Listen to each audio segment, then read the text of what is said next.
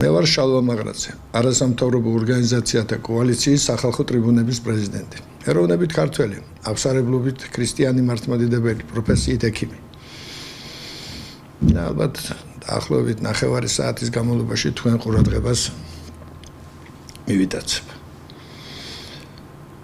მე კარგად მაქვს შეგნებული რომ საზეიმო დღეებია.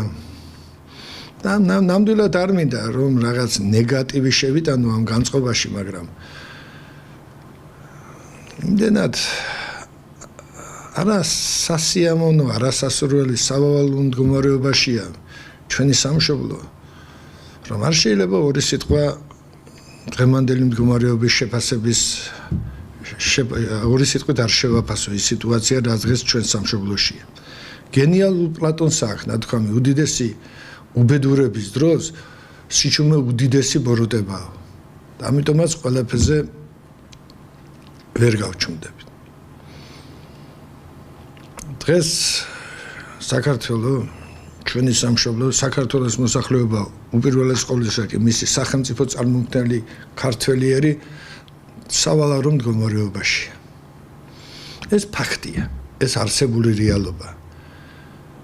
გენიალურ სოკრატეს სიტყვებია, ყველა ერთადერთი რაც ზუსტად ვიცი რომ არაფერი არ ვიციო. სხვათა შორის სოკრატე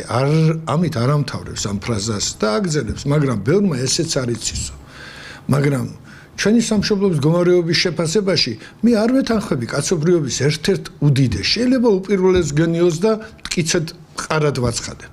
დღეს რო ჩვენი სამშობლო საქართველოს სრული სახელმწიფოებრივი გრევის პირას არის მისული, ეს მე ზუსტად ვიცი.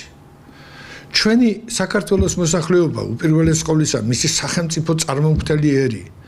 სრული ფიზიკური და ზნეობრივი გადაგვარების ყოველგვარ ზღვარს რო არის გადაცილებული, ესეც ზუსტად ვიცი. მე ზუსტად ვიცი რა ჩემ თვალის წინ ხდება თუ რა სისასტიკით ძვინვარებს საქართველოში სამანკო სამევახშეო ტერორი, რომლის მიერ დღისის მზისით სრულიად დაუფარავად ხდება საქართველოს მოსახლეობის უპირველეს ყოვლისა სახელმწიფო წარმომქმნელი ერის ქართველი ერის ღია დაუფარავი გენოციდი. მე ზუსტად ვიცი და მთელი შეგნებით და ვხედავ თუ როგორ ტოტალურად არის გადაცემული გადამთიელებზე ძირძვილი ქართული მიწები. და დღესაც რომ მიმდინარეობს ყოველგვარი რაღაც შესწორებების მიუხედავად მისი გასხვისება. საუბარია იმ ძირძველ ქართულ მიწებზე, რომლის თითოეულ გოჩი ჩვენი გმირი წინაპრების ზღვა სისხლია ჩაქცეული. მე ზუსტად ვიცი და ნათლად ხედავ, რომ თუ როგორ ებძვიან ჩვენი თვითყობადობის საფუძველს, ჩვენ უმთავრეს სულიერ ღირებულებას ქრისტიანულ მართლმადიდებელ რელიგიას, ქრისტეს რჯულს. ხოლო ქრისტია ჩვენი დედა ეკლესია, რომლის წმინდათა წმინდა მოვალეობას, ჩვენი ზნეობისა და სიწმინდის სადარაჯოზე დგომა, რომ დღეს ეს ფუნქცია თანდათანობით დაკარგული აქვს და რიტუალების დონემდია დასული. მე ნახდათ გულწრფელად მოგახსენებთ, ძალიან დავიღალე. აღარ შემიძლია, ალბათ მოსახლეობას დაიღალა იმ ძალზე მდარე, უღიმღამო, უნიჭო, ტრაგიკომედიული ფარსების ყურებით, რასაც ხელისუფლება დღენიადად დგამს და რომელიც დღითი დღე უფრო და უფრო არადამაჯერებელი და რაღაც აბსურდული ხდება. მაგრამ თითქოს ხელისუფლების პოლიტიკურ და ფინანსურ ელიტა იმდენად არის დარწმუნებული თავის დაუსჯელობაში, იმდენად არის მასში ეს გზობა გადგმული, ესე იგი იმდენად არის დარწმუნებული იმაში, რომ საქართველოს მოსახლეობა ისეთ უიმედო, სასოწარკვეთილ დეპრესიულ მდგომარეობაშია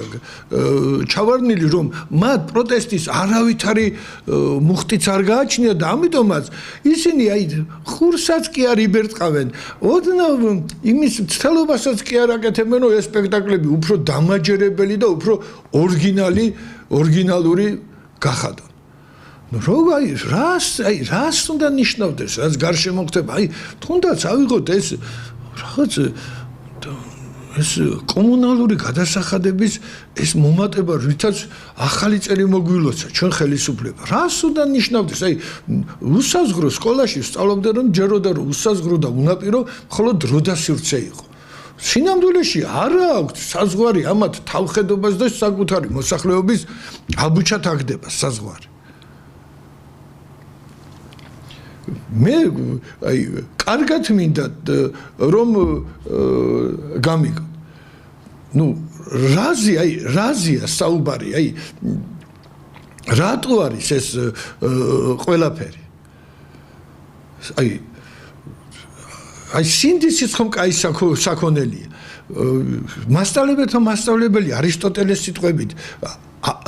გარამზადა სინდისი რომ გააღვიძო, სილა უნდა გააწნაო. მაგრამ ალბათ არ შეიძლება იმის გაღვიძება, რასაც არასოდეს არ გაუღვიძია, რომელიც საერთოდ ბუნებაში არ არსებობს. ძალზე ძნელია ბნელ ოთახში შავი კატის ზემნა და საერთოდ წარმოუდგენელია მისი იქნახვა, თუ ბნელ ოთახში შავი კატა საერთოდ არ არსებობს. კარგით რა, მოდით რა, აი დაიღალა ხალხი, აი დამერწმუნეთ, დაიღალა, აი უკვე, აი ცუდად ხვდები, როდესაც უყურებ რაღაცამ ტელევიზიის, რაღაცა ამ ოპოზიციაზე, ეგრეთ წოდებულ პოზიციაზე საუბარს, რაღაც აი ფსევდო აქციებს, ფსევდო დემონსტრაციებს, ფსევდო ულტიმატუმებს, ფსევდო მოთხოვნებს და შემდეგ ხელისუფლების მიერ მოწყალებად გაღებულ რაღაც დათმობებს. და არა და სინამდვილეში იცით რა ხდება? ეს არის ხელისუფლების მიერ აბსოლუტურად ესე იგი კონტროლირებადი ოპოზიციის მიერ ხელისუფლებაზე გარკვეული მოთხოვნებისა და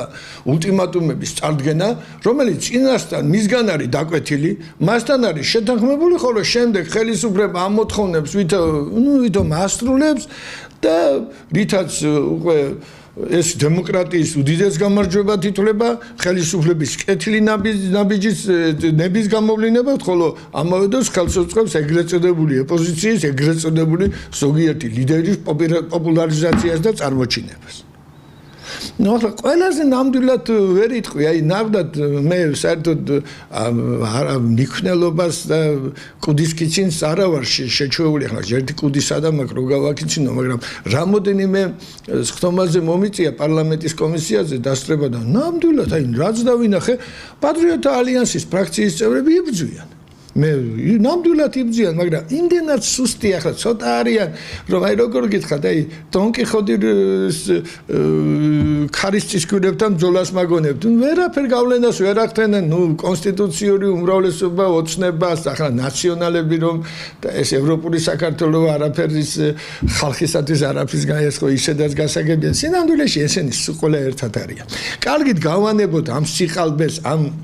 რაღაც სიბინძურეს თავი და ცოტა უფრო ამაღლებულზე ნეობრივზე მინდა რომ გადავიდე და იმაზე ვისაუბრო. მე წინა გადაცემაზე ვისაუბრე ჭეშმარიტ დასავლურებებზე, რომელსაც არავითარი საერთო არ აქვს ამ ფსევდო დასავლურ, ფსევდოლიბერალურ ღირებულებებთან, ავიცი გეი პარადებთან, ინცესტთან, ერთგულწიან ქორწინებებთან, სუროგად დედებთან. არამედ ჭეშმარიტი დასავლური ევროპული ღირებულებები ეს წარმოადგენენ, ნამდვილად წარმოადგენენ კაცობრიობის კულტურულ ზნეობრივი საგანძურის ერთ-ერთ უმთავრეს, უდიდეს და უმდიდრეს საგანძურს. ხო და მის ძირითად შემადგენელს წარმოადგენს აი ჰომეროსისა თუ ვირგულიუსის, ჰორაციუსის, ოვიდისა თუ ტაციდის, შექსპირისა თუ ბაირონის, გოეთესა თუ დანტეს, სერვანტესის, ჰიუგოსა თუ ბალზაკის, პუშკინისა თუ ლერმონტოვის, ტოლსტოისა თუ დოსტოევსკის უდიდესი ადამიანური ჰუმანიზმით, კეთილშობილობით გამსჭვალული დიდებული მხატვრული ნაწარმოებები. ბეთჰოვენისა თუ მოცარტის, ბახის, ბრამსისა თუ ვაგნერის, შოპენისა თუ შუბერტის, შუმანისა თუ შტრაუსის, ჯუზეპე ვერდის, ფელენცლისტისა თუ ჩაიკოვსკის არა მიწიერი ღვთაებრივი მუსიკალური ნაწარმოებები. რაფაელისა თუ რემბრანდტის, მიქელანჯელოსა თუ ლეონარდო და ვინჩის, ვან გოგისა თუ ერგლეკოს, ტიციანისა თუ აივაზოვსკის, პიკასოსა თუ ბოტიჩელის ხელთუქმნელი ჯადოსნური ფერწერული ტილოები. ახლა აი ახლა რომ დავიწყოთ გენიალური დასავლეთის ხედამთავრების და ფილოსოფოსების ჩამოთვლა, მათი სახელგანთქმული მოგზაური მკვლევარებისა და მეცნიერების ჩამოთვლა დილამდე ვერ ჩამოვთვლით. მე ყოველთვის ღმრთ ვიყავი წინა გადაცემაში და სიტყვით და ახლაც ხას უსვა რომ უმთავრეს საუნჯეს ამ საგანძურისა წარმოადგენს გორაციო კოკლესისა თუ გაიმუცის ცეულას, ბრუტისა თუ კატონის, ლეონიდეს პარტელისა თუ ელსიდის, ჟანა დარკისა თუ უოლესის, პანი ვოლოდიევსკისა თუ მილოშ ობილიჩეს, მიხაი მამაცისა თუ სკანდერბერგის მსგავსი შარავანდმოსილი დიდებული გმირები. სამშობლოს სიყვარული ქართველი კაცის ბუნებისათვის, ჩვენი გენისათვის, ჯიშისა და ჯილაგისათვის ესოდენ მისაღები, მისასალმებელი და სათაყვანებელი სამშობლოს უსაღროს სიყვარულით გონანთებული დიდებული მამულიშვილები. და მაგრამ მე ამავე დროს ქართველი კაცი ვარ და ჩემთვის რასაკვირველია, უფრო მისაღებია ჩემი ეროვნული ქართული ღირებულებები. ქართული მიწა, ქართველი ერი, ქრისტეს ჯული, მშობლიური ქართული ენა, ჩვენი მრავალსაუკუნოვანი უმდიდრესი კულტურა, ჩვენი უაღრესად ამაღლებული წესჩვეულებები და ტრადიციები. და მე მინდა აი რამოდენიმე მაგალითი მოვიყვანო იმისა, რომ რაც შეეხება ამაღლებულ წმინდა ზეობის ედს, ძალიან ბევრი საერთოა ჩვენსა და ამ ჭეშმარიტ დასავლურ ღირებულებებს შორის. რამოდენიმე მაგალითს მოვიყვანო. უპირველეს ყოვლისა, მოდი გავიხსენოთ ჩვენი გმირული წარსული ისტორიის ერთ-ერთი ყველაზე უფრო დიდებული ეპიზოდი. ყველა ჭეშმარიტი ქართველისათვის ძალზე საამაყო დიდგორის ბრძოლა. სადაც ჩვენი ქართველთა ყველაზე დიდი მეფე, კაცობრიობის ერთ-ერთი ყველაზე უფრო დიდი პიროვნება, შეიძლება უპირატესი პიროვნებას დავით აღმაშენებელი როგორ მიმართავს საქართველოს ლაშქარს. ეხა მეომარნო ქრისტესანო თუ ღვთის ჯულის დასაცავად თავდადებით ვიბრძოლებთ, არამც თუ ეშმაკის ურიცხ მიმდევართ, არამედ თვით ეშმაკებსაც ადვილად დავამარცხებთ და ერთ რამეს გეტყვით, რაც ჩვენი პატიოსნებისა და სიკეთისთვის კარგი იქნება. ჩვენ ყველამ ხელების ცისკენ აპყრობით, ძიერ ღმერთს ახმა მივცეთ, რომ მისი სიყვარულისათვის ამ ბრძოლის ველზე უფრო დავიხოცებით, ვიდრე გავიქცევით და რათა ვერ შევძლოთ გაქცევა კიდევაცო მოვინდობოთ ამ ხეობის შესავალი რითაც შემოსულვად ხეთა ხშირი ხორგებით შევკრათ და მტერს როდესაც მოგვიახლოვდება საიერიშოდ მტკიცე გულით დაუნდობლად შეუტიოთ და ქართველმა ჯარმა ვიცით კუდის თქვა ასროლინამ მრავალ დაახლოებით 400,000-იან მაჰმადიათა მხედრობას. ახლა გადავინაცვლოთ თიან შოტლანდიაში 1299 წელი. სტენლინგის ბრძოლა, სტენლინგის ხიდთან იყო ბრძოლა, ერთ-ერთი ყველაზე მნიშვნელოვანი შოტლანდიის ეროვნულ განმათავისუფლებელი მოძრაობისთვის. ამ დროს ორი ჯარი დადგა ერთმანეთის წინ. ერთი მხრივ ეს იყო ედვარდ პირველის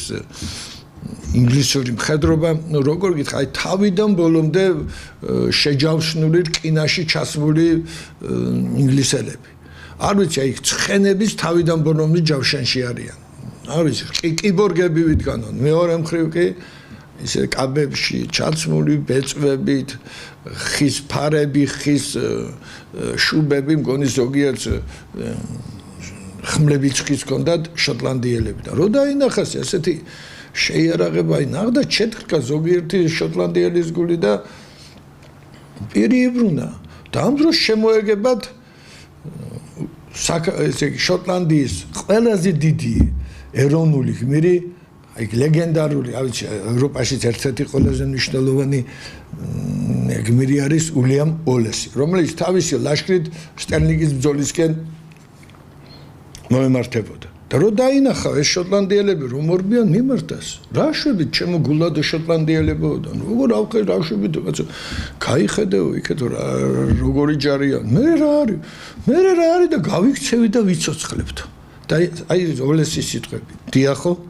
გაიქცევი და იცოცხლებთო. მაგრამ არ გეფიქრიათ იმასეო, რომ როდესაც გაივლის წლებიო და თქვენს უბადრო ქოხმახებშისო წლების მერეო დალებთო სულსო არინატრებდითო, რომ მთელი ეს მონობაში, დამცირებაში გასული წლებიო გენაცვალებიან იმ ბედნიერი ამაყი წუთებისათვის, როდესაც შოტლანდიური მცის ქვეშ თავისუფალ შოტლანდიურ მიწაზე დგახართ ჩემი ამაყი გმირი შოტლანდიელები და პირდაპირ შეგიძლიათ უთხრათო მოძალადე მტერსომ შეგიძლია წაგვართვათ სიცოცხლე, მაგრამ ვერასოდეს ვერ გატეხთ ჩვენ გმირულ შოტლანდიურ სულს, ვერასოდეს ვერ წაგვართეთ თავისუფლებასო და ამ ბრძოლაში აი აღფრთოვანებულმა შოტლანდიელებმა ბრწყინვალე გამარჯვება მოიპოვეს ინგლისის ჯარზე. ახლა კიდევ ერთი მაგალითი, წარმოვიდგინოთ მე-13 საუკუნის დასასრული 1299 წელი აღმოსავლეთ საქართველოს სამეფო დარბაზი და 29 წლის ზეჭაბუკი მეფე მიმართავს დარბაზის ერს. ის დემეტრე მეორე თავდადებული მიმართავს დარბაზის ერს. ისმინეთ ჩემი ყოველთა კათოლიკოსთა, ეპისკოპოსთა და წარჩინებულთა სამეფოთა ჩემისათა. როდესაც განისვენა მამამ მან ჩემმან, მე მაშინ მცირე ყმა დავშთი თათართა მძლავრობასა შინა.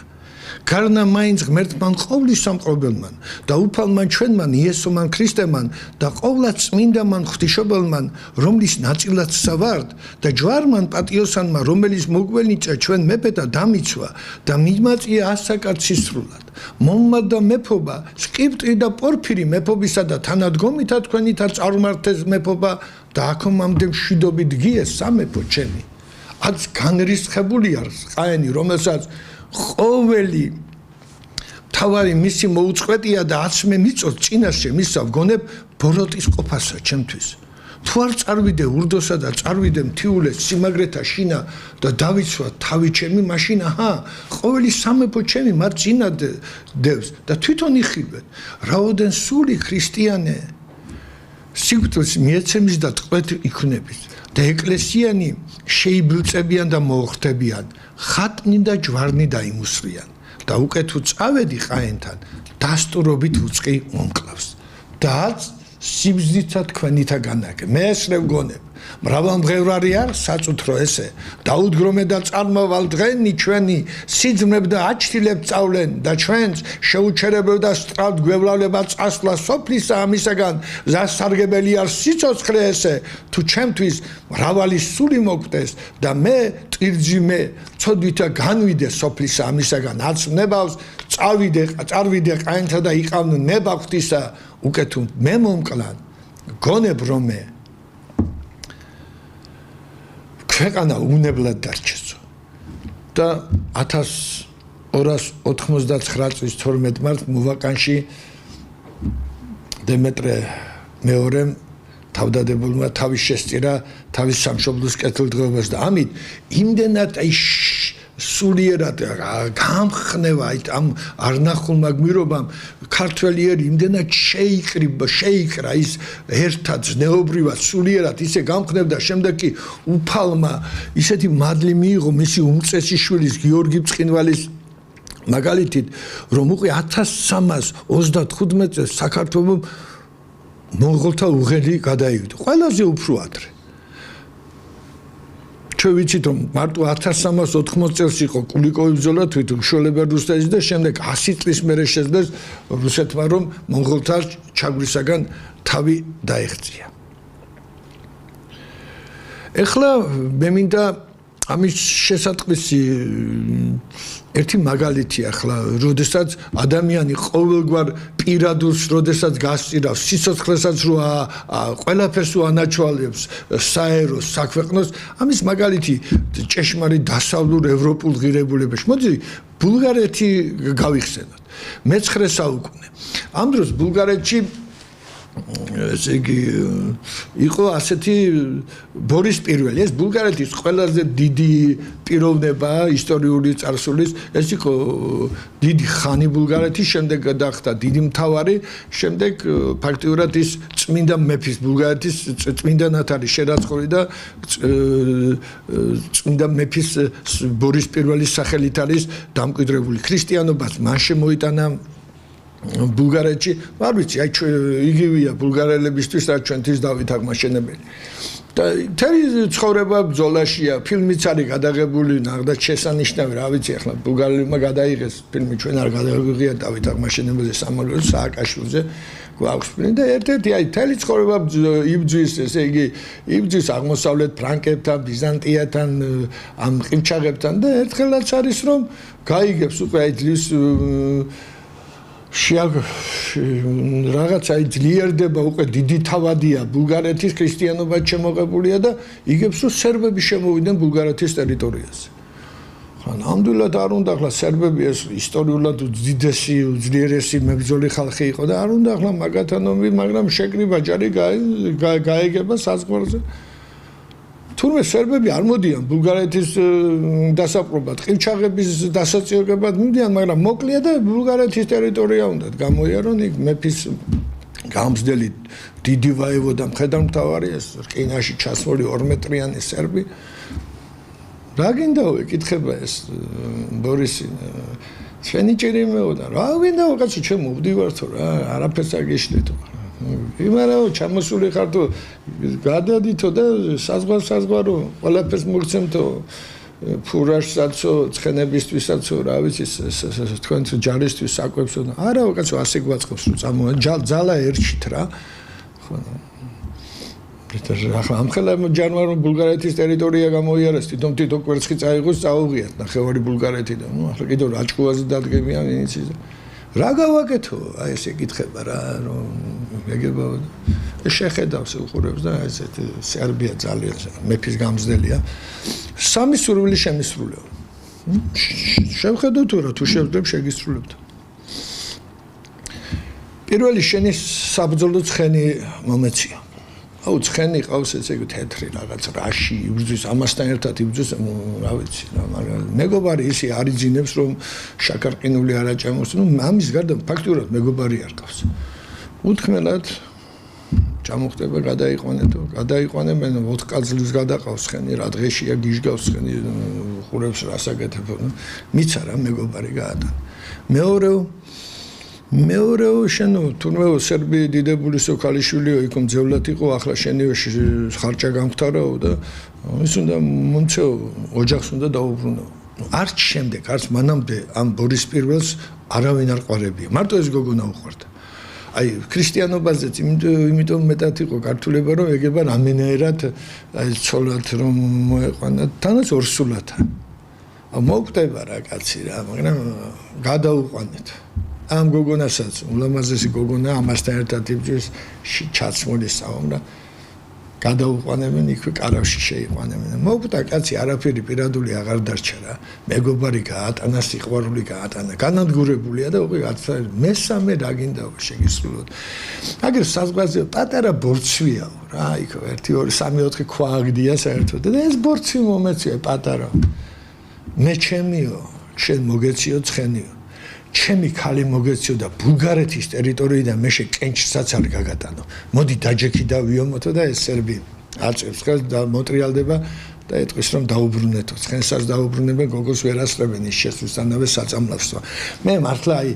ოცნებადმა გადაგწეული რომ ახლა ზუსტად ასეთი რო არ იქნება აი ხელისუფალი ისეთი ხელისუფალი მინდა გარშემო რო იყოს რომ აი თუნდაც ვინმე გამოჩნდეს რომელსაც თილას რო გაიღვიძებს საზოგადო ეროვნულზე ხალხზე იფიქრებს და არა მარტო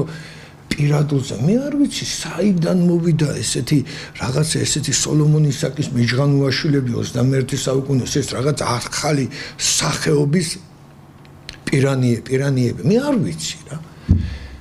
კარგით კიდევ ერთი მაგალითი მინდა რომ მოგიყვანოთ რომელიც სხვათაშორის არ არის ისტორიულად ფართოდ გაშუქებული და არა და მე არ ვიცი ერთ-ერთი უფრო ასეთი მნიშვნელოვანი ფურცელი მგონია ჩვენი წარსულის ისტორიაში. ესე იგი მე-14 საუკუნის დასაწყისში 1305 წელი აღმოსავლეთ სამხრეთ საქართველოში, ესე იგი მეფობს დემეტრე თავდადებულის შვათანაშვილი ვახტანგ მეექვსე, ხოლო საქართველოს არის ილხანთა ყაენის შემადგენლობაში და იქ ოლჯაიტუ ყაენი არის მეფობს ეს ოლჯაიტუ ცალთვალას ნიშნავს. და ის მუსულმანებმა, მოლებმა, ხოჯებმა დაარწმუნეს, რომ თუ რაიმე უნდოდა წარმატება მიაღწია იქ ეგვიპტის სულთანთან ჰქონდა ამით თუ სხვა პირადულში მთლიანად ქრისტიანობა და სხვა რელიგიები უნდა მოესპო და მარტო მუსულმანობა გაერთიანებია მთელ საქართველოში და გაცა ბრძანება ახლა ილხანთა ყაენის ბრძანება ეს არის დამთავრდა უკვე იქ შესრულება 100%-იანი შესრულება ჯარიც წამოვიდა უკვე საქართველოში წამოვიდა და ახლა 80 რაღაც წლებია 80 წელიც არ იყო გასული 100,000 მოწამის მერე ასეთი ტრადიციების და სულისკვეთების ქართველი ერო ფაქტიურად სასიკვდილოდ არის განწირული ხო ფაქტია და ახლა ვახტანგ მესამეს არ ქონდა ისძალა რომ ებძოლა ილხანთა ყაენთან მაგერა კაცი სოფლიოში არ არსებობდა მაშინ ასეთი ძალა და შეკრიბა თავისი ერისთავრები და მიმართა კაცნო ძმანნო და ერჯულნო კარგად იცით რაც განუსრახავს მაჰმადიანთა შთაგონებით მონღოლთა ყაენს თვითონ განსაჯეთ რა უბედურება მოელის ხალხსა და ქვეყანას ამიტომ მოგიწოდებ ნუ შეწრწუნდებით და ჩვენვე პირველი ვეახლოთ ყაენს და თუ სიკვდილია ჩვენვე პირველნი დავიხუცროთ ვიდრე ნახავდეთერსა და მამულს დააქცეულს განადგურებულს გადაგვარებულსა და გადარჯულებულს შეკრიბა ერისთავრები წავიდა ილხანთა ყაენს გამოვიდა და მიმართა ისმინე ძლიერო და მაღალო და ძლიერო ყაენო მოვიდა შენი ბრძანება რათა ყოველთა ქრისტიანე დაუტოვო რჯული ჩვენი აწისმინე შენს პაპათა და მამათ არასოდეს დაუწუნებია ჩვენი პაპათა და მამათა რჯული არასოდეს უთქვია ქართველთა რჯული ავი არისო პირიქით კი ყოფილა თქვენს წინაპარ ძალიანაც მოწონდათ ჩვენ წინაპართა რჯულის და საქციელით ხოლო სპარსელებს და მათ რჯულს თქვენი მამა პაპანი მძულვარე თვალით უცქერდნენ სწორედ იმიტომ რომ ისინი იყვნენ მიპარით კლელნი მწავლალი და ბილწის მამათმავალნი და თუ ეხლა ყაენო სპარსელების შენაგონს ისმენ მაშინ მე აქავარ მეფე ქართლისა და მთელი ერისთავრები საქართველოსანი შენ წინაში არიან მე პირველი მზადა ვარ სიკვდილად ქრისტეს ჯულისა და ქრისტიანი ქვეყნისა და ერისათვის ასევე მზად არიან სიკვდილად ჩემი ერისთავნი მაშაჰა დაგვაყევინე თავები ოღონდ ნურას ავნებერსა და მამულსა ჩემსაო და წარმოიდგინეთ როდესაც ესეთი თავგანწირვა ვაშკაცობა დაინახა ოლჯაიტუ ყაენმა ილხანთა ბრძანებელმა ჩიგის ხალხი შთამომავალმა წამოხდა მივარდა ვახტანგ მეების და ბოდიში მოუხადა ვა შეცდომაში შემიყვანესო მეც აღარ ვიზამოთ ნუ აი წარმოიდგინეთ ნუ რამხელა რამ შეიძლება თავგანწირვამ ვაშკაცობამ რომ როგორ პიროვნებაზე მოახდინა გავლენა და თავისი გადაწყვეტილება შეაცვლევინა და რა ვიცი ახლა ჩვენს პოლიტიკას რო უკვირდებით რაღაც თხოვნელის რაღაც საცოდავად რა ის სულ რაღაც მახვეწარის როლში ვარ არასოდეს არ გვიჩვენებია ჩვენი ჯიში და ჯილახს რა შეძლებია გული მწყდება და მე მინდა ასეთი აი მაგალითი რა ხელა მნიშვნელობა აქვს თავგანწირვას, ვაშკაცობას და გმირულ სულისკვეთებას ამის მაგალითი უკვე ჭეშმარიტ ევროპულ ღირებულებების მხრიდან მოგიტანთ. მე მინდა გავიხსენო გენიალური ფრანგი პროზაიკოსი ვიქტორ ჰიუგო. ის პოეტი არ იყო, ის პროზაიკოსი იყო, ნუ კაცობრიობის ერთ-ერთი ყველაზე დიდი და ერთ-ერთი მისი ასეთი რომანი არის გენიალური რომანი საბრალონი და იქ ერთ-ერთი გმირი არის გავროში ფრანგი ბიჭუნა გავროში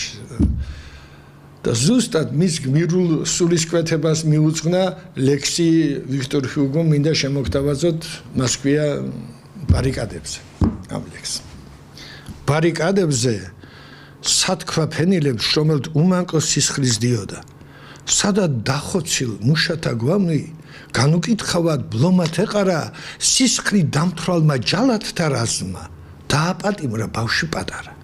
შენც იმათი ხარ კითხეს პაზიას დიახ გახლავართ მანაც მიუგო მას დადე კრიკში უნდა დაგხვიტოთ მაგ პასუხისთვის სიკვდილი გერგო დგას ბავშვი რიგში და თანაც ხედავს გვერდში ყოფ მუშებს როგორ ხვიტავენ ახლოა რიგი და ერთ წუთს შემდეგ მასაც დახრეტენ მასაც მოკლავენ და უფროსისკენ მიიჭრა იგი სახში წავიდე მომეცით ნება თან საათი მაქვს წამოღებული დედას ეკუთვნის და მენანება იქნებ გვატყუებ ფიქრობ გაიქცი აბა გვითხარით სადა გაქვს მინა გამჩენს ფიცავალ არა გატყუებთ სახლიც აქამაქვს შადრევნის წინა მას კარგი წადი გაიქეც გაგვეცა ჩქარა გაიქცა ბავშვი და თელმა რაზმა უშნოდ ფოროტად გადიხარხარა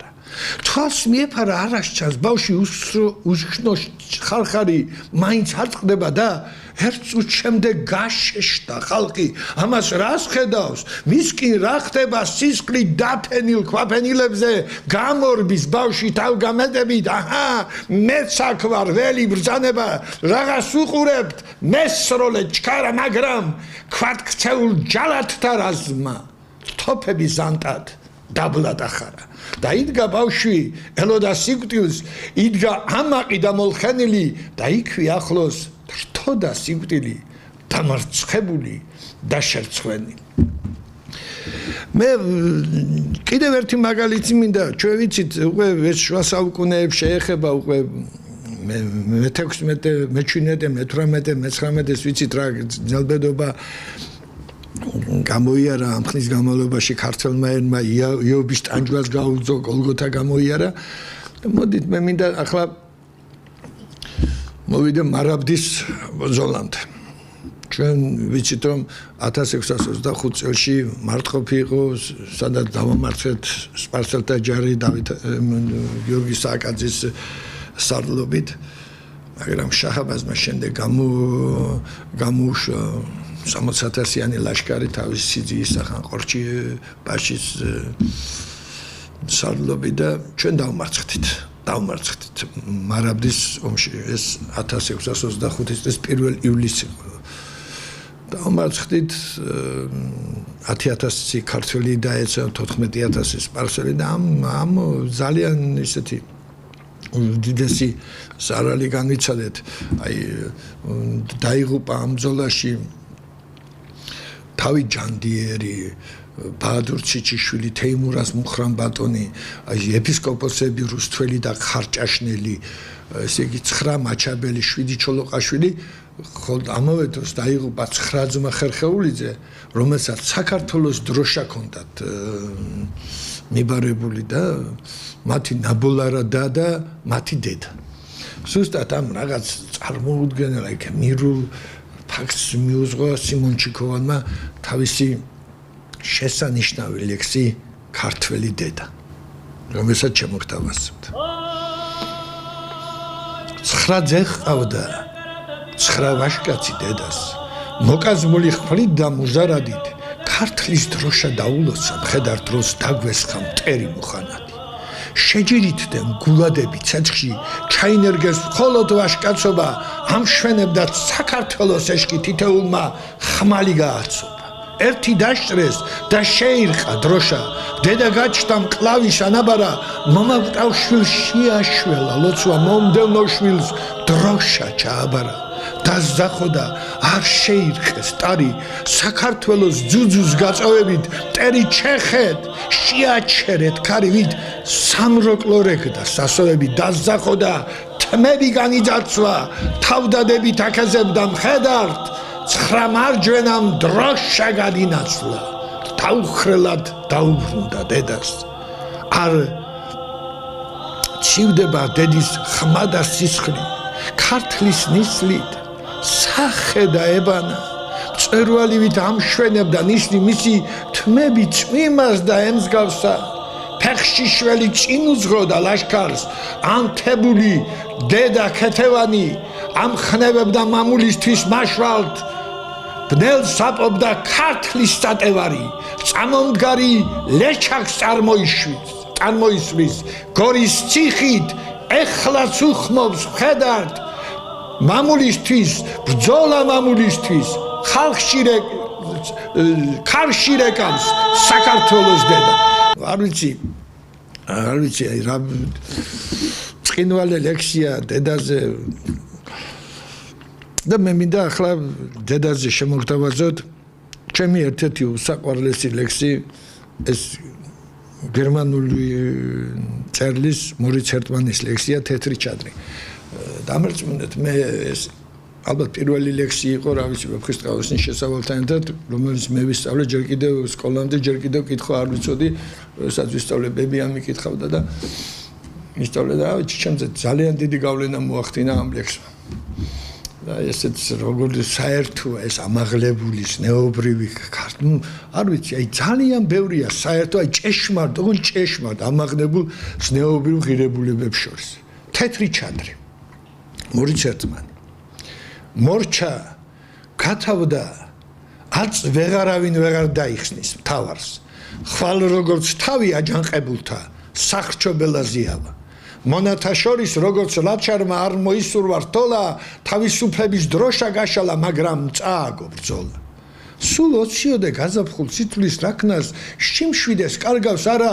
არ უფთხის ჭაბუკის სიკვდილს არ უფთხის მაგრამ რარი გზნელია სახრჩობელაზე ყველა ჯალათის თვალწინ აფართხალება ვაი სამართალს რამის გაგიშდეს კაცი დედა მოდის და როგორც პაციას ნაზი ალერსით ავსებს ვაიმე დედავ დღემდე უშიშას რადმეშინი ასე არ მომიხრია ქედი არასდროს თუ ჯოჯოხეთი გავლე მაგრამ უალბად როგორც ფოთოლი ავკანკალდები ხვალვე დედა ამშვიდებს ჩუ ნუ ცახცახებ ნუ გეშინია გესმის წავალ და შევძრავ მეფის სასახლეს მოთქმი ტირილით კვნესით ტალვალთ მოულბობ ქვის იცოდე წუთით სიმშვიდე გიჯობს იქნებ მაჩუკონ შენი სიცოცხლე იქნებ მაჩუკონ ბიჭო დაიმახსოვრე დილით როდესაც სახრჩობელაზე ახვალ თუ დამინახე ჯალათებს შორის თავშებურვილი თალხად მაშინ სიკვდილი გელის ოღონდ ჩემფიცე მაინც ისე მოვკვდები როგორც შეფერის რაინც მაგრამ თუ თეთრი თავსაბურავით გამოცხადდები ხალხში ნურავი შეძრო მოთქმა მუდარი ჩვილო გახსოვდეს მაშინ რომ გამოვსტაცე შენი სიცოცხლე ზიად ბრძანებელს ძალად არ დაიჯები არა იცოდე არ შეუშინდე ჯალათს დაძილს ეძლევა მშვიდან მთავარი დატკბილ სიწუნებში ხედავს ვითა ფრიალებს სახრჩობელაზე თეთრ თავსაბურავს დედა თითქოს სიკვდილს შეუკრავს მუშტი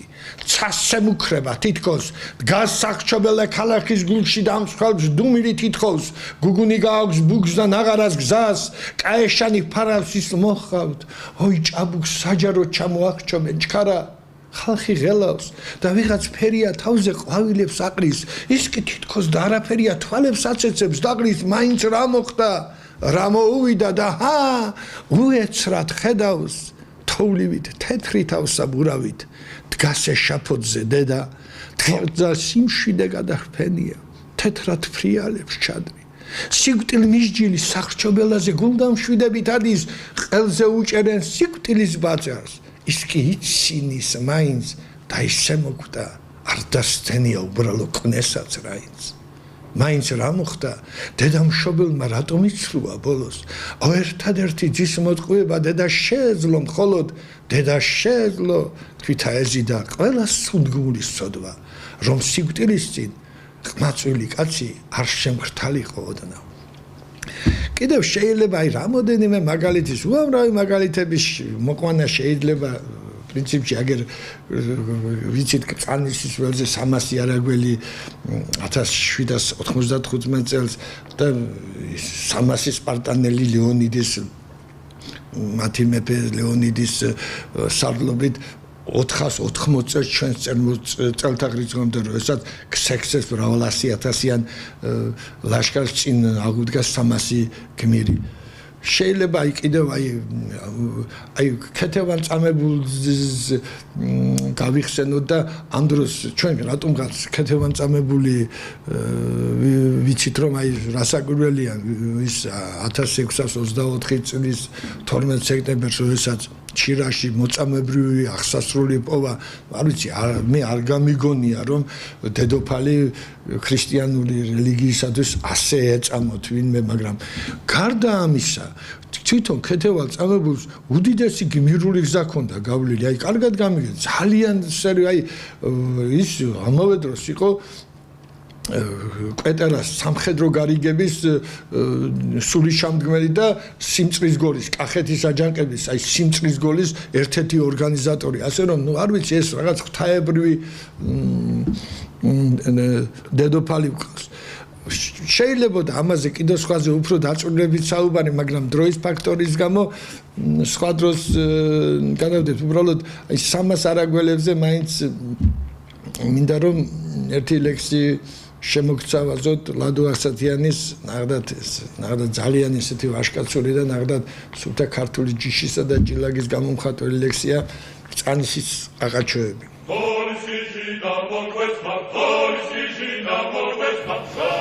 ჰეი თქვენ არაგველებო გაუმაცხარნოუმითა თქვენ საფლავებთან მოსვლა და მუხლის მოდრეკა შავჩოხიანო ვაშკაცო ჭრილობა ხომ არ გაგეხსნა ეს სისხლი არის თუ მართლა ყაყაჩოების ცეცხლია შავჩოხიანო ვაჟებო ესე რამ გაგა ხალისა შღრიალი ხო არ მოგესმა დოზა ჯურღაის ფარისა სიმღერა ხომ არ მოგესმა პატარა კახის ხმალისა იქნებ მეთვალი მაწყობებს ზეცა მაბრმავებს კრიალა მაშინ თქვენ თვითონ აღზდეკი და მარქვით ომახიანა თუ ყაყაჩოს ფერია დარც ახალი არა მაერს ბებერი გწამის ეგრე რამა აბდღიალ ჰეი თქვენ არაგველებო გაუმაცხარნოუმითა თქვენ საფლავებთან მოსვლა და მუხლის მოდრეკა მომიდა გასაგებია ეს დასავლურ ღირებულებებთან ჩვენი ღირებულებები ძალიან ბევრ ამაში თანხვედაშია, მაგრამ მე მაინც ქართველი კაცი ვარ და მე მინდა თქვენ ორი შესანიშნავი ნაწარმოები შემოგთავაზოთ, რომლის ბადალი მე ნამდვილად ვერ ვნახე დასავლურ ევროპულ ღირებულებებში. ალბათ არის, მაგრამ მე ყოველ შემთხვევაში ვერ ვნახე. მე მინდა ორი ჩემი აზრით გენიალური ნაწარმოები შემოგთავაზოთ, რომელიც აი ესე როგორ გითხრათ, აი ჩვენი ჯიშისა და ჯილაგის ჩვენი ქართული გენის სიძლიერის მისი მხნეობის აი რაღაც სარკისებური გამოხატულება ერთი არის ქართულ ჩვენ მშობლიურ დედაენაზე დაწერილი რაც რაღაც ღვთაებრივი ძალით არის მასზე ხოტბაში შესხმული და უდიდესი ოდა არის რაღაცა მადიდებელი ქართული ენისა. სხვადასხვა დიდი ილია სიტყვები მინდა გავიხსენო რომ სამი ღვთაებრივი რამ დავჭარ ჩვენ წინაპართან ენა მამული სარწმუნოება თუ ამასაც არ უპატრონოთ რა კაცები ქვია რა პასუხს გავცემთ შთამომავლობას რომელს უპატრონეთ და ვერ უპატრონეთ ფაქტიურად მაგრამ ენას ესეთი არის ირაკლი აბაშიძის აი ნახდათ რა გენიალური ლექსი არის ხმა კადამონდა შემოგთავაზოთ მინდა ოენაო ჩემო დედაო ენაო შენ ჩვენო ნიჭოს რბოლავ და ფრენავ შენ ჩვენი სუნთქვის დიდვალამო შენ ჭირთა ჩვენთა ტკბილო მალამო შენ ჭირო ჩვენთა ხვაცა და კირთა შენ ერთი შემჭით სამარის პირთა ნათესავს 1000 მეგობარს ნათა 1000 მრუცა და მართას მტერთა და ძმართა დავშორდი მორჩა ყველა მოთავდა მშვიდობა უთხარ ყველა მოგტავთა მხოლოდ შენ გვტავს მხოლოდ შენ მარა შენ ერთს შენ ვერ გთმობ სამარის კარად თუ რამ ზემწამდა თუ რამ ზემწვავდა უტკბილეს დღეთა უტკბილეს წამთა უტკბესი შენ ხარ ენავ დედავ შენ წარელხინო ტკბილო სევდაო შენ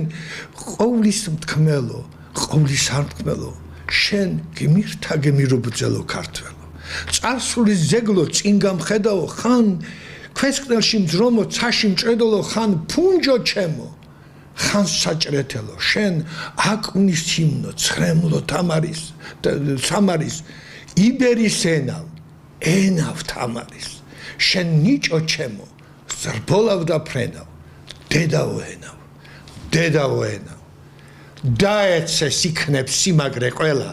მოისრას იქნებ ყველა ყრმაველად დაედოს მტვერი ყველა დიცხსოვნას დააგტეს აზრი ნაპოვნის პოვნას ყველა ნერგს იქნებ დაეცეს მეხი ყველა ძეგს იქნებ დაედგას ფეხი მხოლოდ შენ უჭკნობს შენ ხატად ქცეულს რადრო რა დასცემ შენს უგტავს ხელს ო ენაო ჩემო დედაო ენაო შენ ჩემო ნიჭოზე რბოლავ და ფრენავ შენ ჩემი სუნთქვის დიდუ ალამო შენ ჭირთა ჩვენთა ტკბილო მალამო შენ ჭირო ჩვენთა ხვათა და კირთა შენ ერთს შენ ვერ გთმობ სამარის პირთან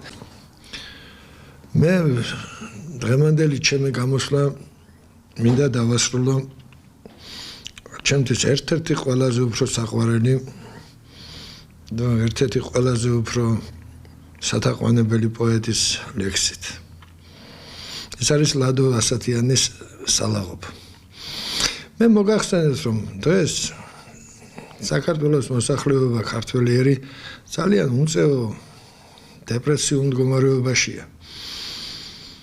და რატომღაც თითქოს საზრუნავი სამშობლოზე ისე არიან ყოველდღიური ცხოვრების ისე მდგომარეობაში ყავს. ფინანსურ და პოლიტიკურ ელიტა საქართველოს მოსახლეობა ჩაყენებული რომ დედა სამშობლოსათვის რომის დროც და არც სრული არჩებათ თითქოს მაგრამ მინდა შევახსენო ჩემს თანამემამულეებს რომ სამშობლოს სიყვარულს საფეხურები ამ ნამდვილად არ გააჩნია ვინც ყველაფერს არ აკეთებს მისთვის ის არაფერს არ აკეთებს ვინც ყველაფერს მას არ უძღვნის ის ყველაფერზე ვარსეუბნება თავს მას რასაკვირველია ცხოვრება ძალზე ტკბილია მაგრამ თანამემამულენო თუ გიფიქრიათ იმაზე რომ სიცოცხლის დაკარგვაზე უფრო ცუდია რომ შეიძლება ჩვენი შთამომავლები ჩვენ საფლავებზე აღარც და ვეღარც მოვიდნენ აღარ მოვიდნენ იმიტომ რომ გული ქონდეთ გატეხილი და დანანებით იკითხონ სად იყვნენ ჩვენი მამაპატივანი როდესაც ჩვენს სამშობლოს ასე ყიდდნენ და აჩანაგებდნენ ხოლო ვეღარ მოვიდნენ უბრალოდ იმიტომ რომ შეიძლება ჩვენი საფლავები გადამთიელებს გადანგრეული და ქონდეთ და იქ უკვე არ ვიცი კაზინოები და სასტუმროები ქონდეთ შეიძლება აშენებული და ასე დროს აი ეს სალაღობო ეს ლექსი თითქოს რაღაც მოწოდება ბრძოლისაკენ თითქოს უნდა შეგვაფხიზლოს ჩემი აზრით უნდა გაგვამხნევოს შემოგთავაზებთ ამ ლექსს ჩემი აზრით არ ვიცი აბა ერთ-ერთ ყველაზე უფრო ამაღლებულ ზნეობრივ ლექსს საერთოდ რაც კი უმისმენია და რა ვიცი მარშია თითქოს რაღაც საბრძოლო მარშია ქართული სულისა ხომ ლამაზია ეს ჩემი ცოლი მაგრამ მე უფრო ლამაზი მინდა ატმის ხესავით აფეთქებული და მოქნეული გავასივით ხომ ლამაზია ეს საქართველო მაგრამ მე უფრო ლამაზი მინდა ფართოდ გაშლილი და მოხატული თამარ დედოფლის დარბაზივით კაცის გული ისეთია ვით მორევი შავი ზღვისა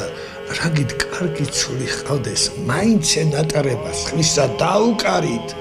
რომ ძველ ხანჯალს ელდაეცეს გაისარჯოს და ბრძოლაში დაიხარჯოს გაუმარჯოს საქართველოს მზეს და ზეცას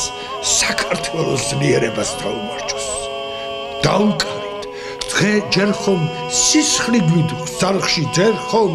საროს ფოთლები არ გასცვენია ჯერ ხომ მცხეთის სვეტი ცხოვლის დიდ ტაძარში საქართველოს ხელი გული ასვენია დაუკარით და იმღერეთ ისე მაგრად რომ ფილტვები გვეტკინოს და დაგვებეროს დაუკარით რომ ჭაბუკნი ვიყოთ მარად რომ ცხოვრებამ ვერასდროს ვერ დაგვაბეროს დაუკარით ძველებური შადიანი ფიცხელ ომში რომ ღერო და მაჩაბელი დაუკარით ძველებური დარდიანი დაუკარით არწივები სასაფრენი 9 მახვილი რო დამარტყან 9-ჯერ გულში ტრიშ ჯინაზე 9-ჯერ წარედ გავიჩინებ დავიღლებ საქართველოს სიყვარულში სასტუმალზე ერთხელაც არ დავიჯინებ დაუკარით მოასწარი თორემ ჰერი და სიბერე ძუმგელივით მოგვიხდება დაუკარით ძველებური მოსალხენი შავგრემანებს შავი ჩოხა მოგვიხდება დაუკარით ძველებური ლოთიანი საიათნოვა რომ ღეროდა შაიტანთან დაუკარით განა ყველა ლოთიარი განა ყველა სიყვარული დაიშანთა დაუკარით ძველებური ლოთიანი თორემ სევდა ღრუბანივით გასივდება გაფრინდება სიყმაწვილე შფოთიანი წრფელი გული ცხელი გული გაცივდება ვაშკაცსა გული რკინისა ამჯერით უნდა ცხისანი თვანი ქორებულ ხედავნი ზედ მოხნი შავარდნისანი ხომლა მაზია ეშჩემი ცოლი მაგრამ მე უფრო ლამაზი მინდა არტმის ხესავით აფეთქებული და მოქნეული გავაზივითა ხომლა მაზია ეს საქართველო მაგრამ მე უფრო ლამაზი მინდა ფართოდ გაშლილი და მოხატული თამარ დედოფლის დარბაზით უფალმა დაგლოცო და გაგაძლიეროთ ჩემო მე მომნენო კარგად ზენდებოდეთ